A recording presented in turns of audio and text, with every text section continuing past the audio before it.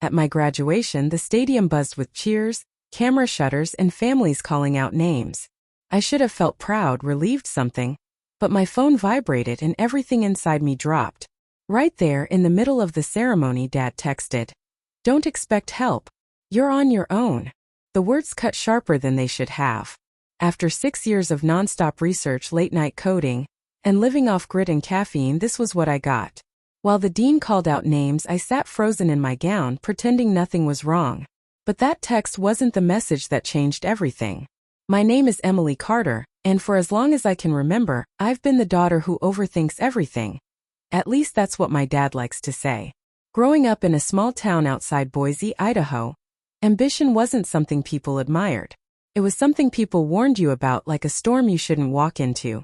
I was the kid who preferred books over football games, coding problems over sleepovers, research papers over gossip. To my parents, that meant I was drifting toward a life with no real stability.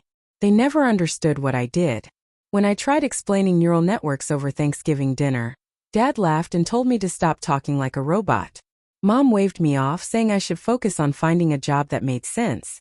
Each dismissal felt small at the time, but they stacked on top of one another until they carried enough weight to convince me that sharing my world with them was pointless. Still, I worked hard. I paid my own way through most of college. I picked up assistantships, graded hundreds of assignments, taught intro labs, took on freelance programming gigs at night. I lived quietly, choosing discipline over comfort, grinding through a field that demanded everything. And even when I started building something bigger, something real, I kept it private. Not because I wanted to hide it, but because I'd learned long ago they weren't listening. Graduation day was supposed to be different. I watched other families cheering, holding signs, crying when their kids walked across the stage. Moms fixing tassels, dads yelling names with voices cracking from pride. I tried not to stare, tried not to feel that familiar pinch in my chest. Sarah nudged me gently. "You okay? You look like you're somewhere else." I forced a smile. "Just tired." But the truth was, Dad's message had lodged itself right under my ribs. "You're on your own." The timing wasn't an accident. It never was with him. He believed life was a series of teachable moments, and apparently even my PhD graduation was just another opportunity to remind me I wasn't enough. I sat there surrounded by a sea of crimson gowns, pretending to blend in, pretending it didn't hurt, and pretending the life they thought I lived was the only one I had. The moment the ceremony shifted was so small, so ordinary, it almost felt unreal. My phone buzzed again, quiet, barely noticeable beneath the roar of families cheering each graduate's name. I assumed it was Sarah sending me a meme to lighten the mood. Instead, I saw a name that didn't belong in a stadium full of folding chairs and graduation programs. Ryan, my CFO. My stomach tightened. He knew where I was. He wouldn't call unless it was breaking news. I glanced at the stage, 2 rows before my turn, and answered in the smallest whisper. "Hey, I'm literally in the middle of." He cut in, breathless. "I'm so sorry, but I had to tell you. The IPO went live 20 minutes ago. We priced high." He exhaled, almost laughing. "The IPO hit $6 billion. $6 billion. It didn't register at first. It was like hearing someone else's fortune. Then heat flushed up my neck. I could feel people turning. Not because they knew what was happening, but because Ryan's voice, excited and bright, carried farther than it should have. Behind me, someone whispered, "Did he say billion?" Sarah's head snapped toward me. "Emily, what was that?" I didn't answer. Couldn't. My heart was pounding too loudly. Ryan kept talking, unaware of the crowd slowly tilting toward me like a field of sunflowers. "We're trending on every financial site. Investors are pouring in. Emily, we did it. We." The word "we" hit harder than the numbers. For years I'd hidden the company behind long nights, research meetings, silent work. And now, in the middle of the one place my parents believed I didn't belong, my secret life had burst into the open. I whispered, "Ryan, people can hear you." But it was too late. His final line cut through the ceremony like a strike of lightning. "Everyone's calling you the youngest tech billionaire in the country." That was the moment everything around us shifted. Conversations stopped. Conversations stopped. A few parents actually stood up to look. I heard at least 3 phones start recording. The air felt electric, humming with disbelief. Then Sarah grabbed my arm. "Everyone heard," she whispered. "Everyone." And that was when I saw them. My parents pushing through the rows, their expressions sharp, ready to lecture, to scold, completely unaware of the storm they were walking into. If Dad's text had cut me earlier, what was coming next would slice through everything he thought he understood about me. They were still 20 feet away when my phone buzzed again. Louder this time. As if the universe had decided subtlety was overrated. I didn't want to answer, not with half the stadium already staring, but the name flashing across the screen wasn't one I could ignore. Lauren, our head of PR. I brought the phone to my ear, turning slightly so my parents wouldn't see the panic rising in my face. Lauren, now really isn't. I know you're at graduation, she said, her voice clipped and urgent. But listen. Every major outlet is requesting interviews. Business Daily wants a sit-down tonight. We've already been contacted by the morning shows. Your name is everywhere. My breath hitched. Lauren, keep your voice down. But she didn't. They're calling your valuation unbelievable, $6 billion and climbing. This is historic. A ripple of gasps moved through the rows around me. Sarah pressed a hand over her mouth. Emily, they heard her too. Mom and Dad were close enough now that I could see the lines tightening around Dad's eyes. That familiar storm-brewing expression he wore when he was gearing up to set me straight. He had no idea the ground beneath him was about to disappear. Lauren continued, her voice spilling into the open air like a confession dropped in church. You're going to need to approve statements. Your inbox is exploding.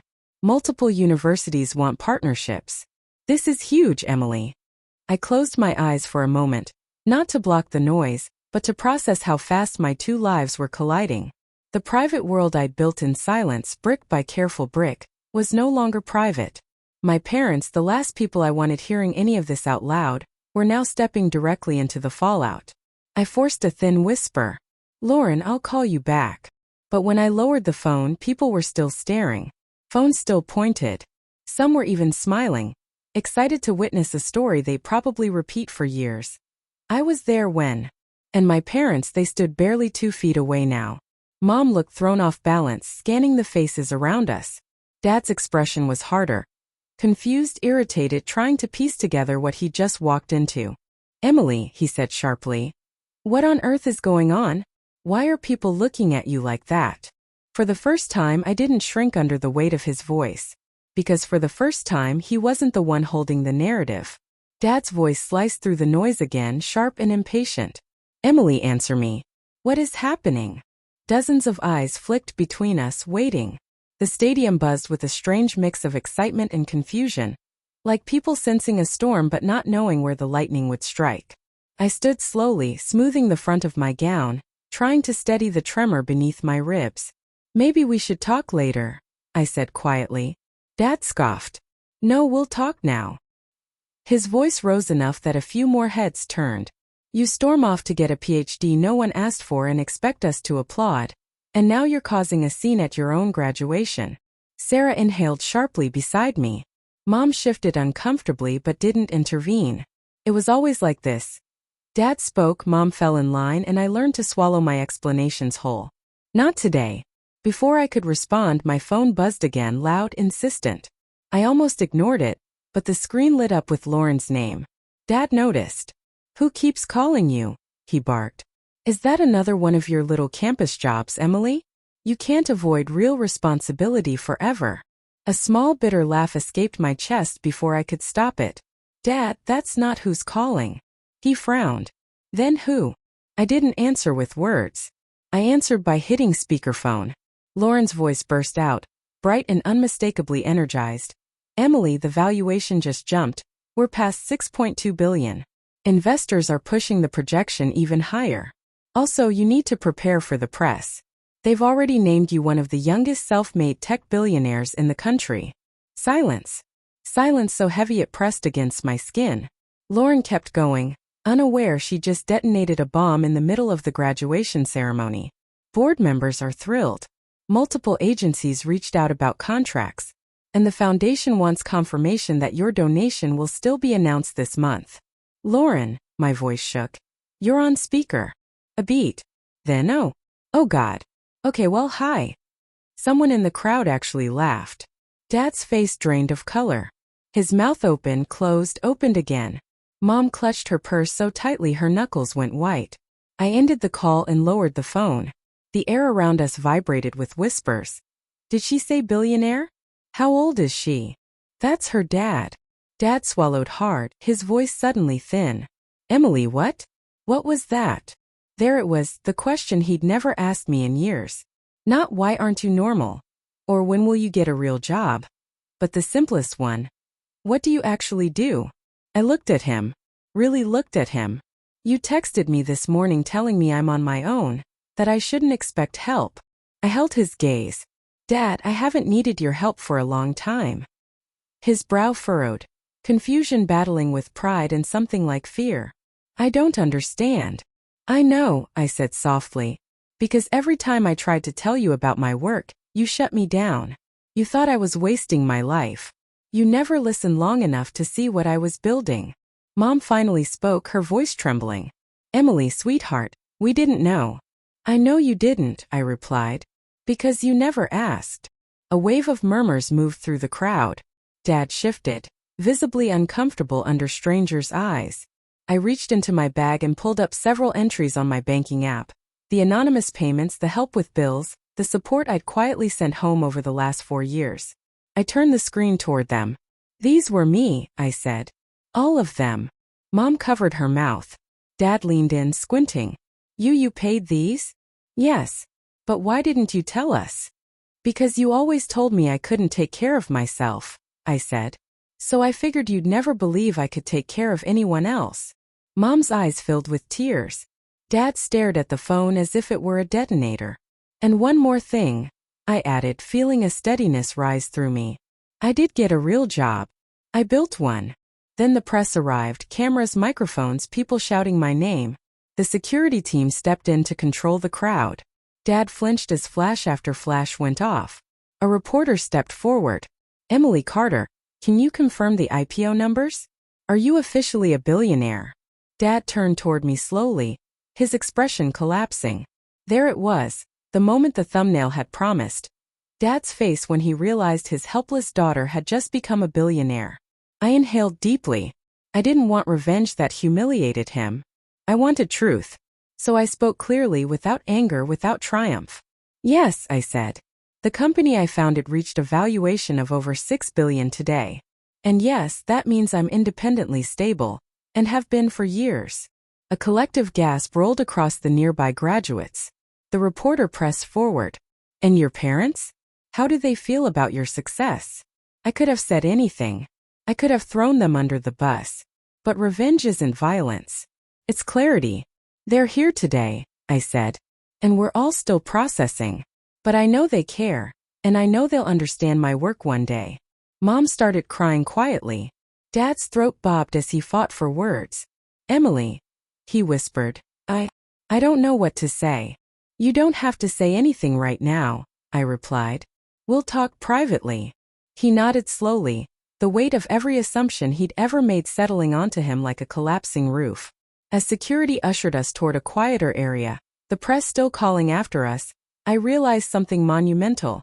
The power dynamic I'd lived under my entire life, the one where Dad's disappointment defined me, was gone.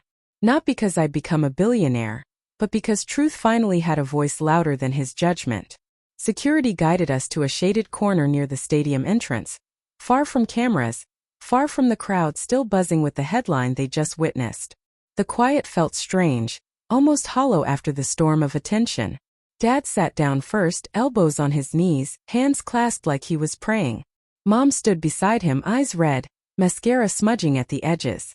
For the first time in years, neither of them looked like they were preparing a lecture. Emily, Dad finally said, voice rough. I owe you an apology. A real one. He lifted his head, meeting my eyes with something I'd never seen on him before. Uncertainty. I thought I was pushing you toward stability. I didn't realize you'd already built more stability than I ever had. Mom wiped her cheek. We were wrong, about your work, about your strength, about everything. Their remorse didn't erase the hurt. But for once I didn't feel invisible. I felt heard fully finally. I'm not angry, I said quietly. Just tired. Tired of being treated like I don't know what I'm doing. I've been standing on my own for years. I just wanted you to see me. Dad swallowed, nodding slowly. We do now. And we're proud of you. Not because of the money, not that. Because you didn't give up on yourself, even when we didn't understand. The words landed gently, without grand gestures or excuses. No guarantees either. Just the beginning of accountability. We walked back toward the ceremony together. Still uneasy, still imperfect, but no longer pretending. Something had shifted. Maybe not enough to rewrite our past, but enough to change our future. When I finally stepped back into the sunlight, the ceremony still humming around us, I felt different. Not because of the IPO, not because cameras had shouted my name, but because I'd stopped shrinking to fit their expectations. I'd spent years trying to earn a pride they weren't ready to give. Turns out I didn't need their permission to succeed. I only needed the courage to stand as who I really was. If you've ever been underestimated by your own family, you're not alone.